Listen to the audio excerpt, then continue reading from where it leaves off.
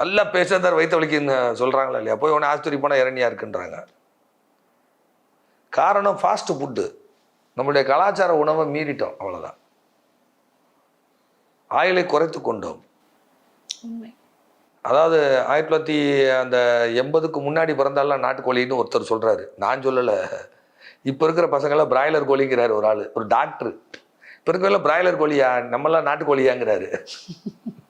இல்லை, நான் நிறையா அந்த மாதிரி ஒரு பக்கத்தில் கொண்டு நான் நிறைய பிராய்லர் கோழி சாப்பிட்டேங்க. ஓ, இன்னும் சொல்லலை, நீலாம் நாட்டுக்கோழி போ அப்படிங்கிறாரு. கிண்டலுக்கு ஒரு சித்த மருத்துவர் டாக்டர் அவர் சொல்கிறார். ஏன்னா இவங்க பாரம்பரிய உணவை அவங்க சாப்பிடல. அந்த காலத்தில் வீட்டுக்கு போனால் என் பாட்டி மொச்சப்பயிரை வச்சு கொடுப்பாங்க, தட்டைப்பயிரை வச்சு கொடுப்பாங்க, சக்கரவள்ளி கிழங்கு கொடுப்பாங்க, இல்லைன்னா அந்த கப்பக்கிழங்கு கொடுப்பாங்க, புட்டை வச்சு கொடுப்பாங்க. இப்போ வரும்போது நூடுல்ஸ் பாக்கெட்டை வாங்கிட்டு வந்து பசங்களே யூடியூப் பார்த்து சமைச்சாங்க. இப்போ இன்னைக்கு பெரியவங்களுக்கு மரியாதைலாம் இல்லை. இப்போ நம்ம சொல்கிற விஷயத்த கூகுளில் தட்டி பார்த்துட்றான், போயா அப்படின்றான். ஆடி மாதம் என்ன விதை விதைக்க அப்படின்னு யூடியூப்பில் பார்க்குறான். எங்கள் ஊரில் ஒரு பெரியவர் இருந்தார். கரெக்டாக இன்னைக்கு மழை பெய்யுனா மழை பெய்யுன்னு சொல்லிடுவார். கரெக்டாக இன்றைக்கி மழை பெய்யுமாப்பா அப்படின்வார்.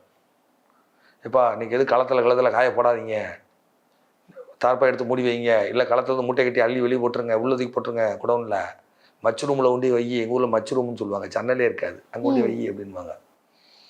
இப்போ யூடியூப்